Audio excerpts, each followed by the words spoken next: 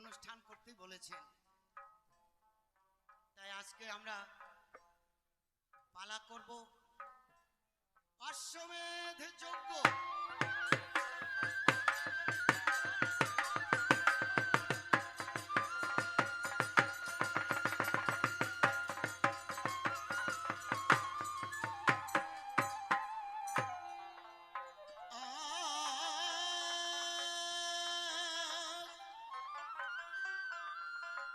শুনেন শুনেন ভক্তগণ, সকলে এক হয়ে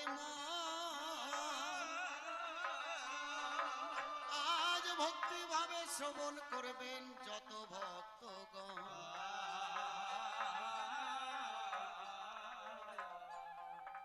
এই আসরে অশ্বমেধ যজ্ঞ পালা হইবে বর্ণন, ভুল ত্রুটি হলে আমায় সবে করিবেন মার্জন। উত্তরাখণ্ড এই আসরে হইবে আলোচনা, ধৈর্য ধরে শ্রবণ করবেন যত ভক্তজন। কৃত্তিবাস পণ্ডিতের অমৃত মাধুরী, অশ্বমেধ যজ্ঞ পালা এবার আমরা শুরু করি।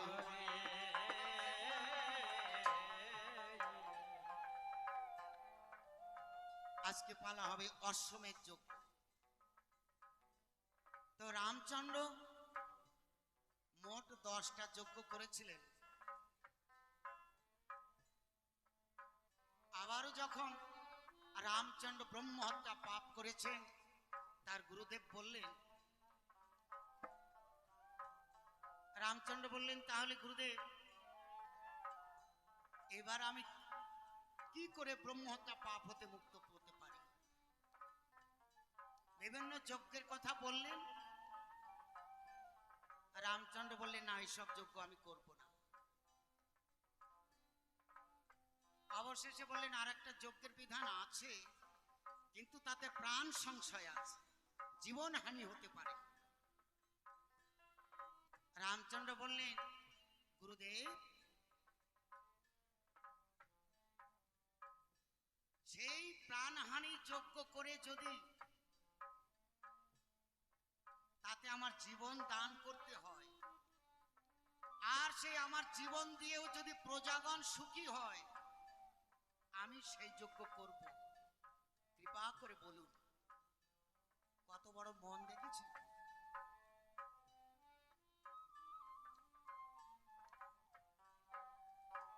তাই সেই যজ্ঞ কি যজ্ঞ ছিল? অশ্বমেধ যজ্ঞ। আমরা সেই পালা করব। তো এই পালাটি হচ্ছে উত্তরাখণ্ড থেকে নেওয়া। সকলেই জানেন রামায়ণ হচ্ছে সপ্তকাণ্ড, 7 কাণ্ড রামায়ণ। কেননা এই আসলে রামায়ণ তো হয় না, একটু প্রথম থেকে না বললে রামায়ণ যারা কম শোনেন হয়তো ধারণা অনেকের কম থাকতে পারে, এই জন্য বলছি, মনে কিছু করবেন না। দেখুন, এই উত্তরাখণ্ড হচ্ছে কি, এই কাণ্ডের ঘটনাই হচ্ছে কি অশ্বমেধ যজ্ঞ। এর আগে আরো 6টি কাণ্ড আছে। সেই 6টি কাণ্ডর মধ্যে এমন এমন ঘটনা আছে যে ঘটনার কারণে রামচন্দ্র ব্রহ্মহত্যায় পাপী হয়েছিলেন। তা কি ঘটনা ঘটেছিল একটু পূর্ব থেকে শুনে আসলে ভালো হবে, বুঝতে সুবিধা হবে, এই জন্য পূর্ব থেকে বলি, আদিকাণ্ড থেকে বলছি। তখন রাজা ছিলেন দশরথ, রামচন্দ্রের পিতা। তিনি বৃদ্ধ বয়সে মনে মনে ভাবলেন, আমার জ্যেষ্ঠ পুত্র রামচন্দ্রকে রাজ্যভার দিয়ে আমি অবসর নিয়ে হরিগুণ গান করব। আমাদের সংসারেও পিতামাতা বৃদ্ধ হয়ে গেলে যোগ্য ছেলেকে সংসারে ভার দিয়ে পিতামাতা তীর্থ ভ্রমণ করে, হরিবল হরিবল করে, হরিসেবা করে। দশরথ তাই মনে করলেন। কিন্তু এই সংবাদ মন্থরা বুড়ি জানতে পেরে কইকেয়ীকে কুমন্ত্রণা দিয়েছে। কইকেয়ী হচ্ছে রাজা দশরথের প্রধানা যে 3 রানী, তার মধ্যে মধ্যমা রানী। ওই কুমন্ত্রণায় প্রভাবিত হয়ে কইকেয়ী বললেন, রামচন্দ্রকে রাজা করা যাবে না, আমার ছেলে ভরতকে রাজা করতে হবে, আর রামচন্দ্রকে 14 বৎসরের জন্য বনবাসে দিতে হবে। রাজা দশরথ ছিলেন সত্যের পূজারী, যার সত্য অঙ্গীকার করতেন, পালন করতেন। তাই পিতার আদেশে রামচন্দ্র গিয়েছিলেন 14 বৎসরের জন্য বনবাস। সঙ্গে লক্ষ্মণ এবং সীতা দেবীও গিয়েছিলেন। তা রাম, লক্ষ্মণ, সীতা এই 3 জন করছে বন ভ্রমণ। বন ভ্রমণ করতে করতে যখন গেছে পঞ্চবটী বন, ওই পঞ্চবটী বনে রাবণের বোন শূর্পণখা সে করছিল শিব পূজার পুষ্প চয়ন, ফুল তুলছিল। হঠাৎ করে ওই রাম লক্ষ্মণকে করে দর্শন, ওই রাম লক্ষ্মণের রূপে মুগ্ধ হয়ে বিবাহ করতে শূর্পণখার মন হয়েছে উচাটন। তাই যখন গিয়ে করেছে প্রেম নিবেদন, লক্ষ্মণ রেগে গিয়ে করেছে নাসাকর্ণ ছেদন। ওই নাক কান কাটা অবস্থায় পঞ্চবটী বন থেকে লঙ্কায় চলে যায়, দাদা রাবণের কাছে নালিশ জানায়। রাবণ দেখলো আমার একমাত্র বোন শূর্পণখার নাসাকর্ণ করেছে ছেদন, এর প্রতিশোধ আমি নেব, আমি করব রামের পত্নী সীতা হরণ। এই যে রাবণ করলো সীতা হরণ, সীতাকে না পেয়ে রাম লক্ষ্মণ খুঁজে বেড়াচ্ছে বন হতে বন। জটায়ুর কাছে সংবাদ পেয়েছে লঙ্কার রাজা দশরথ করেছে সীতা হরণ। তাই ভল্লুক বানর সঙ্গে করে সমুদ্র পাড়ি দিয়ে লঙ্কায় গিয়ে রাবণের সনে বাঁধিয়েছে ভীষণ রণ। আর সেই যুদ্ধে রাবণ বংশ ধ্বংস করে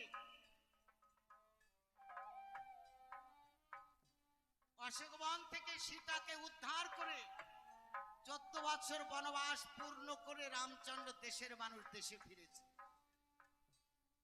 তাহলে কত ঘটনা ঘটে গেছে তো সংক্ষেপে বললাম। এত কিছু ঘটনা ঘটবার পরে দেশে ফিরে যখন রাজা হয়েছে,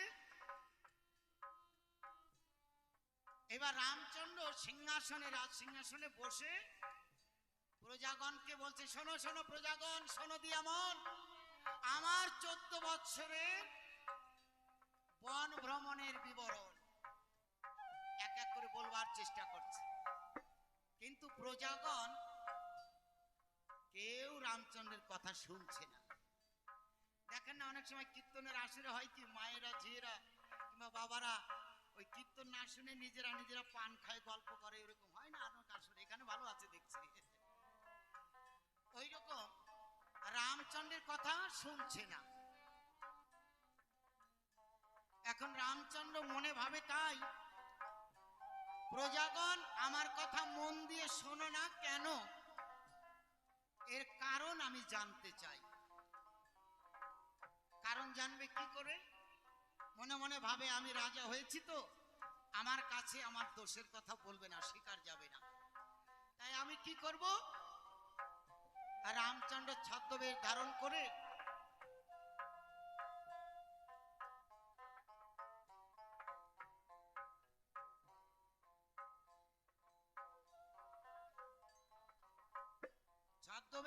করে রামচন্দ্র নগরে নগরে ঘুরছেন। ছদ্মবেশ ধারণ করে রামচন্দ্র করিল গমন, নগরে নগরে গিয়া যখন দিল দর্শন, ওই সরোজ নদীর কূলে গিয়া যখন দর্শন দিল, ওই সরোজ নদীতে দুর্মুগ্ধ পা কাপড় কাচিতেছিল। সরোজ নদীতে দুর্মুগ্ধ পা বলে একজন ধোপা কাপড় কাচতেছিল। এমন সময় তার জামাই এসে ঝগড়া বাঁধিয়েছে।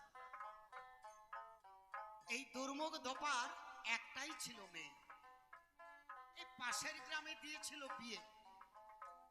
স্বামীর সামনে বিবাদ করে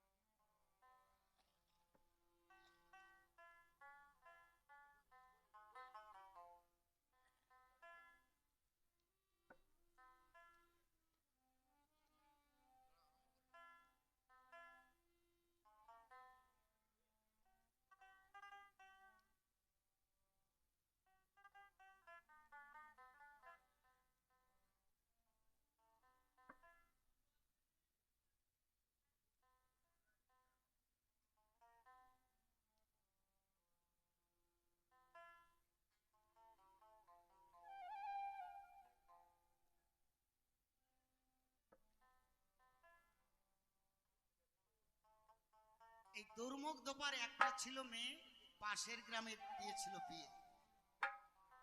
প্রতিদিন স্বামীর সঙ্গে ঝগড়া করে ওই দোপার মেয়ে বাপের বাড়ি চলে আসে। আজকে ওই দোপার জামাই এসে শ্বশুরের কাছে নালিশ করছে, ডেকে বলছে,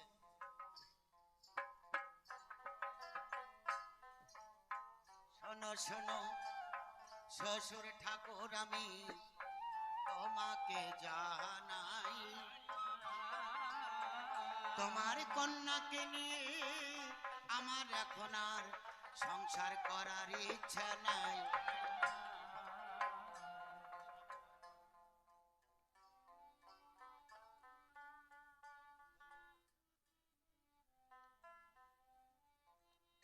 ওটা না হলে আসছে না, আরতি করতে হবে, সবাই একটু অপেক্ষা করুন, আবার হবে।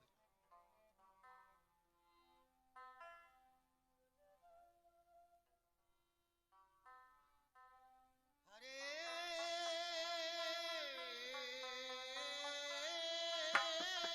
কৃষ্ণ হরে কৃষ্ণ কৃষ্ণ কৃষ্ণ হরে হরে হরে রাম হরে রাম রাম রাম হরে হরে।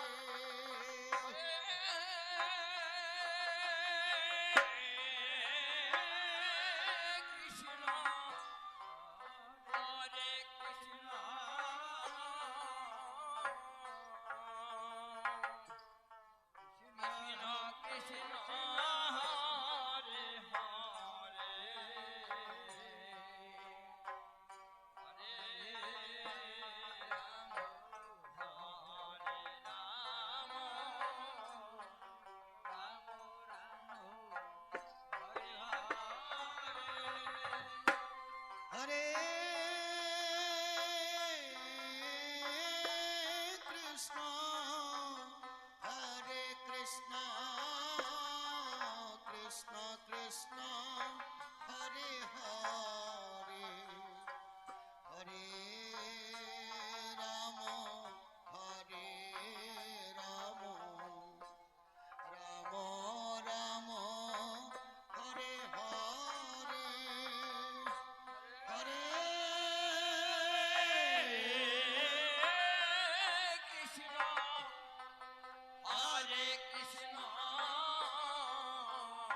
হরে হরে হরে রাম রাম রাম হরে হরে হরে কৃষ্ণ হরে কৃষ্ণ কৃষ্ণ কৃষ্ণ হরে হরে হরে রাম হরে রাম রাম রাম হরে হরে কৃষ্ণ হরে কৃষ্ণ কৃষ্ণ কৃষ্ণ হরে হরে হরে রাম রাম রাম হরে হরে হরে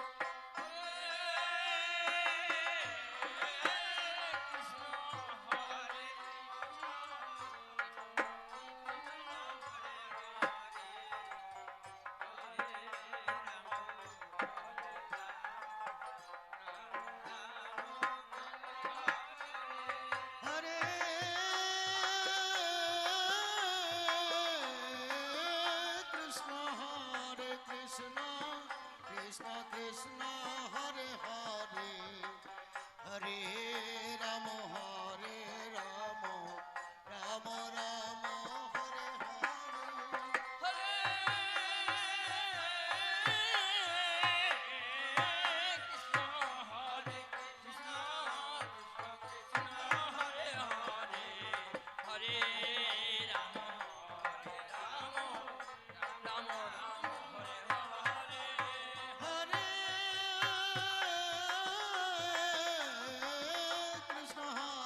কৃষ্ণ কৃষ্ণ কৃষ্ণ হরে হরে হরে রাম রাম রাম হরে হরে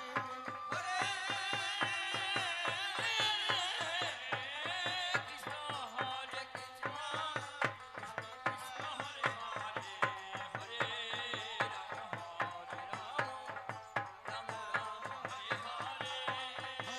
কৃষ্ণ কৃষ্ণ কৃষ্ণ হরে হরে হরে রাম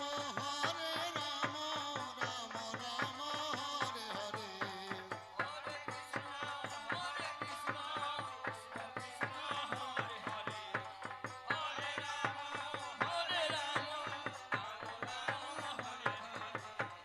হরে কৃষ্ণ কৃষ্ণ কৃষ্ণ হরে হরে হরে রাম রাম রাম হরে হরে হরে কৃষ্ণ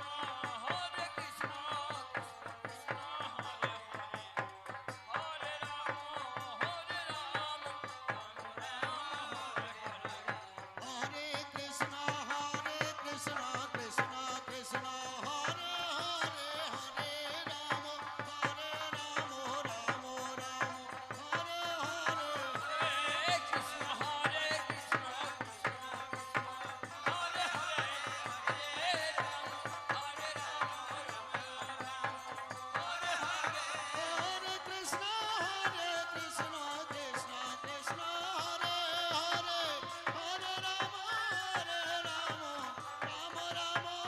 হরে হরে হরে কৃষ্ণ কৃষ্ণ কৃষ্ণ হরে হরে হরে রাম রাম রাম হরে হরে হরে কৃষ্ণ কৃষ্ণ কৃষ্ণ হরে হরে হরে রাম রাম রাম হরে হরে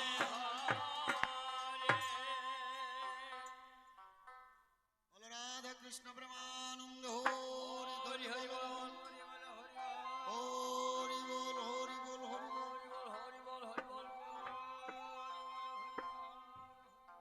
জয় জয় রাম সীতা প্রেমানন্দ হরি ধ্বনি বল মন হরি বল হরি বল হরি বল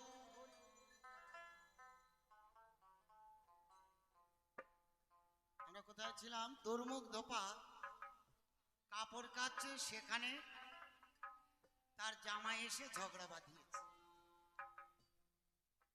জামাই কি বলে ঝগড়া করছে শোনো শোনো শ্বশুর ঠাকুর আমি তোমাকে জানাই তোমার মেয়েকে নিয়ে আমার দেখো সংসার করার ইচ্ছা নাই ওগো যেই মেয়ে স্বামীর সানে বিবাদ করে বাপের বাড়ি যায় জেনে রেখো সেই মেয়ে কোনো সতী নারী নয়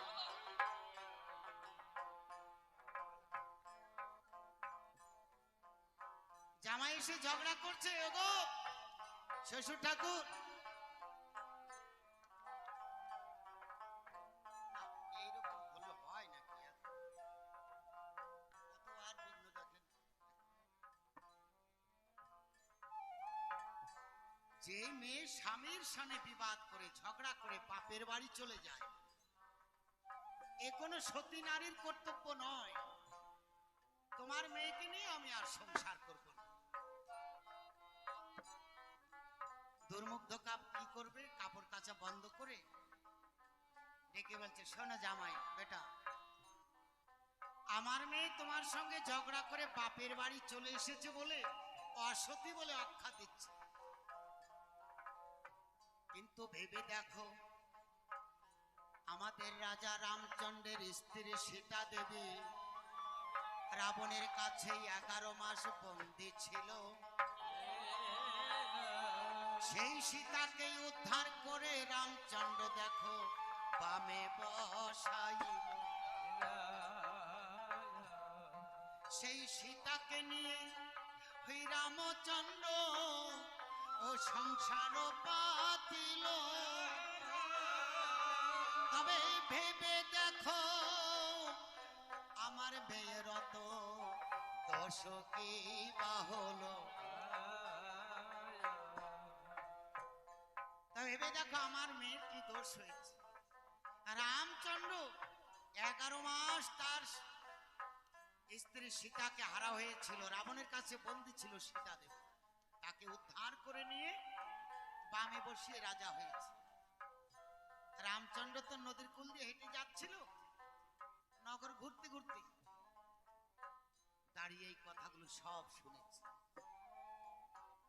মনে মনে ভাবছে, ও এই জন্যই বোধহয় আমার কথার অত গুরুত্ব দেয়নি প্রজাগণ। সীতা দেবীকে নিয়ে এদের মনে সংশয় রয়েছে। তরা করে রামচন্দ্র ফিরে আয়া হাসিল। লক্ষণ লক্ষণ বলে তখন ওই ডাকিতে লাগিল।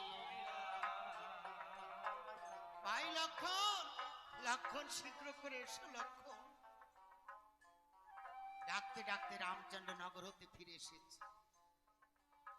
লক্ষণ এসে বলছে, বলো দাদা, আমায় ডেকেছো কি কারণ? বলছে, লক্ষণ রে, আমার কপাল ভেঙেছে। প্রজাগণে যে কথা মুখে উচ্চারণ করেছে আমি বুঝতে পেরেছি সীতা দেবীর প্রতি তাদের সংশয় রয়েছে। ওই সীতাকে নিয়ে আমি আর সংসার করব না। বাল্মীকি তপবনে নির্বাসিত করে এসো ভাই। লক্ষণ অধবদনে রয়েছে। কি বলছো দাদা? কত কষ্ট করে সীতামাকে উদ্ধার করেছি, সেই সীতাকে আবার বনবাসে দিতে যাব দাদা? ওই সীতাকে উদ্ধার করতে গিয়ে ভেবে দেখো, দু ভাই হেঁটেছি কত এবন হতে অবনে, আর সীতাকে উদ্ধার করবার জন্যে আমরা যখন সমুদ্র পাড়ি দিয়ে লঙ্কায় গিয়েছি, আর ভয়ঙ্কর রাবণের সনে কত যুদ্ধ করেছি, আর সেই ভীষণ যুদ্ধে আমি পক্ষে শেলবিদ্ধ করেছি। এত কষ্ট করে দাদা সীতাকে উদ্ধার করে আমি আবার কি কথা বলে সীতাকে বনবাসে নিয়ে যাব? রামচন্দ্র বলছে, ভাই, এখন সীতা 5 মাস গর্ভবতী, আর গর্ভবতী নারী যদি করে গ্রন্থ অধ্যায়, আরে জেনে রেখো সেই গর্ভে জন্ম হবে ধার্মিক নন্দন। কোন গর্ভবতী নারী যদি করে গ্রন্থ অধ্যয়ন, সেই গর্ভে জন্ম নেবে ধার্মিক নন্দন। শাস্ত্রের কথা। তবে আজকালকার মেয়েরা, মায়েরা কি করেন জানে? ডাক্তারবাবু বলে দিয়েছে কষ্ট করা যাবে না, বসে বসে সিরিয়াল দেখে। আরো ডাক্তারবাবু বলে দেয় মায়ের স্বাস্থ্য ভালো রাখবে, পুষ্টি খাবার খাবে, নইলে বাচ্চা পুষ্টিকর হবে না। তাহলে ওটা বলতে পারো ভালো না খেলে বাচ্চা ভালো হবে না, তা ভালো মনটা না থাকলে ভালো বাচ্চা হবে না, এটা বলতে পারছো না? ডাক্তার বলে না। হরিবল হরিবল। আমাদের ওদিকে আছে তাই সেটা দেখে বলছি আর কি। এদিকে ঠিক আছে, অসুবিধে নেই, কিন্তু আমাদের ওদিকে ওই রকম, ওই জন্য বললাম। এইরকম ভাবে রামচন্দ্র লক্ষণকে বোঝাচ্ছে, লক্ষণ 5 মাসে গর্ভবতী সীতা এখন মুনির আশ্রমে যাবে, গ্রন্থ অধ্যয়ন করবে। তাতে সুসন্তান হবে, ধার্মিক সন্তান হবে। আর গতকালই সীতা আমার কাছে বলেছে মুনিপত্নী দর্শন করতে যাবে। এখানে একটা নিগুড় বিষয় আছে। গোবিন্দের লীলা একটা অন্তরঙ্গ, একটা বহিরঙ্গ। অন্তরঙ্গে লীলায় বলছে এই ৫ মাস গর্ভবতী অবস্থায় নারী পুরুষের বনবাসে থাকা উচিত। নারী পুরুষের স্বামী স্ত্রীতে বনবাসে থাকা উচিত ৫ মাস গর্ভবতী কালে। তো লক্ষণ বলছে বেশ, আমি তবে আমি সীতা দেবীর কাছে যাব। এদিকে সীতা দেবী অন্য ৩ যাকে নিয়ে বনবাসের কথা, রাবণ সীতাকে হরণ করেছিল সেই সব কথা আলোচনা করছে। রাম লক্ষণ ভরত শত্রুঘ্ন ৪ জনের ৪ বউ একত্র হয়ে যায় নানা কথা কয়, বলা বলি করছে। লক্ষণের স্ত্রী উর্মিলা ডেকে বলছে, আরে দিদি, শুনেছি লঙ্কার রাজা দশানন তোকে নাকি করিল হরণ। করে বলে দিদি, কেমন চেহারা সেই ভয়ঙ্কর রাবণ। দিদি, রাবণ নাকি তোকে হরণ করেছিল, বল দেখি সেই ভয়ঙ্কর রাবণ কেমন। সীতা দেবী বলছে, ওরে ভগ্নী, আবারও জ্বালিয়ে দিলি আমার মনের নেভা অগ্নি। তবে শোন, ওই রাবণ যখন আমায় করিল হরণ, ওই জলের ছায়ায় দেখলাম সেই না কেমন রাবণ। ১০ মুণ্ড করিল চন, ভূমিতে আঁকিল,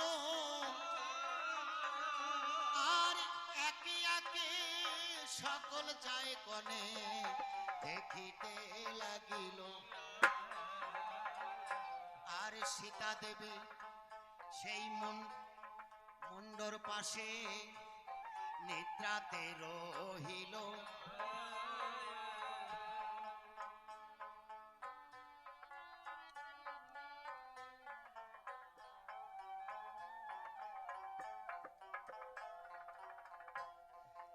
এমন সময় রামচন্দ্র হেঁটে হেঁটে সীতার কাছে এলো। নগর হতে ফিরে সীতার নিকটে এসেছে। আর রামচন্দ্র ভাসুর হয়, সকলের বড়, অন্যান্য জাগন চলে গেছে। রামচন্দ্র লক্ষ্য করে দেখতে পায় সীতার পাশে রাবণ আকৃতি আঁকা রয়েছে, ১০ মুণ্ড করিল চল। মনে মনে ভাবে, একই আমি দেখছি সীতা দেবী ঘুমিয়ে আছে, আর পাশে ১০ মুণ্ড কুড়িলোচন আঁকা রাবণ।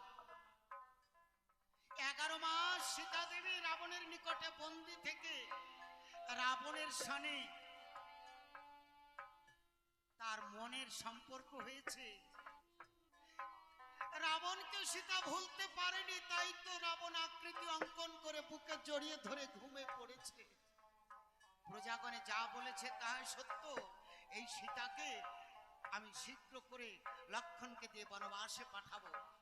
লক্ষণ লক্ষণ বলে রামচন্দ্র ডাকিতে লাগিল। আর ছুটে এসে রথ নিয়ে লক্ষণ তাহাতে দাঁড়ালো। রামচন্দ্র চলে গেছে। লক্ষণ লক্ষ্মী লক্ষ্মী বলে ডেকেছে। ডেকে বলছে, দাদার আদেশ হয়েছে লক্ষ্মী, শীঘ্র করে রথে ওঠো, তোমায় নিয়ে বাল্মীকি তপবনে যেতে হবে মুনিপত্নী দর্শনে। সীতা দেবী মনে মনে ভাবে, গতকালই প্রভু রামচন্দ্রের সঙ্গে আমার কথা হয়েছে, আর আজকেই তার ব্যবস্থা হয়েছে। প্রভু আমাকে কত খেয়াল করে, আনন্দ ভরে। সীতা দেবী তখন রথেতে উঠিল। লক্ষণ বীর তাহা দেখে তখন চোখের জল ফেলিল। লক্ষণ যখন কাঁদছে, সীতা দেবী মনে ভাবছে আমি কয়েকদিনের জন্য মুনির আশ্রমে যাব, লক্ষণ ভক্তির চোটে কেঁদে কেঁদে বুক ভাসিয়ে দিচ্ছে। হ্যাঁ, আমি যখন বনবাসে গিয়েছিলাম এই লক্ষণ সমদুখী হয়ে ছায়ার মতো আমার পাশে পাশে রয়েছে। আজকে কিছুদিনের জন্য মুনিপত্নী দর্শনে যাব আর লক্ষণ কেঁদে যাচ্ছে। দেখে বলছে লক্ষণ কেঁদো না, কয়েকদিন পরেই তো ফিরে আসবো, দুঃখ কিসে, তরা করে রথ চালাও। তাই লক্ষণ আজ্ঞা পেয়ে যখন রথ ছাড়িয়া দিল, ওই তপবনের এক প্রান্তে গিয়ে যখন দর্শন দিল। তপবনের এক প্রান্তে গিয়েছে, তখন সীতা দেবীর নিদ্রা এসেছে। ডেকে বলছে লক্ষণ রথখানি এখানে রাখো, আমার যে বড় নিদ্রা এসেছে, আমার একটু বিশ্রাম নিতে হবে। তাই বৃক্ষতলে রথখানি যখনই রাখিল, আর দক্ষিণা বাতাসে সীতা দেবী নিদ্রায় এসে গেল। এমন সময় লক্ষণ ভাবিতে লাগিল, আমায় শূন্য রথ নিয়ে ফিরে যাবার এই তো সময়ে এসে গেল। এই ঘুমন্ত অবস্থায় যদি সীতা দেবীকে আমি না রেখে যাই, আমি মায়ের কাছ থেকে বলে কয়ে বিদায় নিতে পারবো না। লক্ষণ সীতাকে মা মা বলে ডাকে, কেন জানো? বনবাসের কালে সুমিত্রা লক্ষণের মা বলেছিল গৃহলক্ষ্মী বড় বধূকে মাতৃসম জ্ঞান করতে হয়, তাই মা বলে সম্বোধন করে। এখন যাবার বেলায় নয়ন জলে বুক ভাসিয়ে দিয়ে সীতা দেবী ঘুমে আছে আর লক্ষণ বিদায় প্রণাম দিচ্ছে। এই সুযোগে আমি মাকে রেখে চলে যাব অযোধ্যায়, নইলে বলে কই আমি বিদায় নিতে পারবো না। তাই বিদায় বেলায় আমার প্রণাম তুমি নাও মা, তুমি আমায় ক্ষমা করো, আমি দাদার আদেশ পালন করতে তোমার হেন কর্ম করছে মা গো। বিদায় বেলায় রেখে যা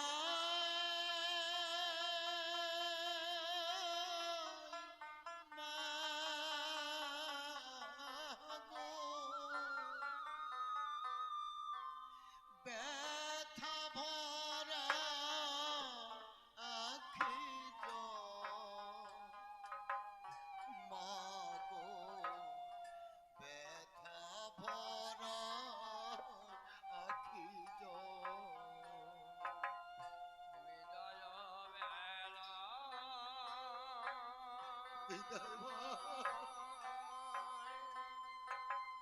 রেখে যাই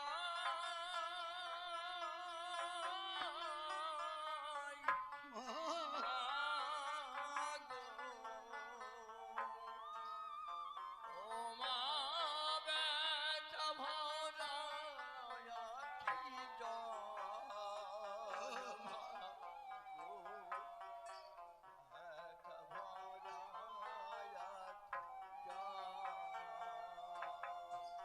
জানি না জীবনে কবে হবে দেখা, জানি না জীবনে কবে দেখা আমার জানি না জীবনে কবে হবে দেখা, জানি না জীবনে কবে হবে দেখা আমাকে মোছাবে আখি জল, মাগো ব্যথা ভরা আখি বিদায়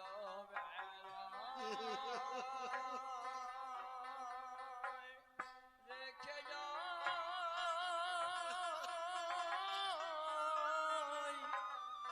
মাগো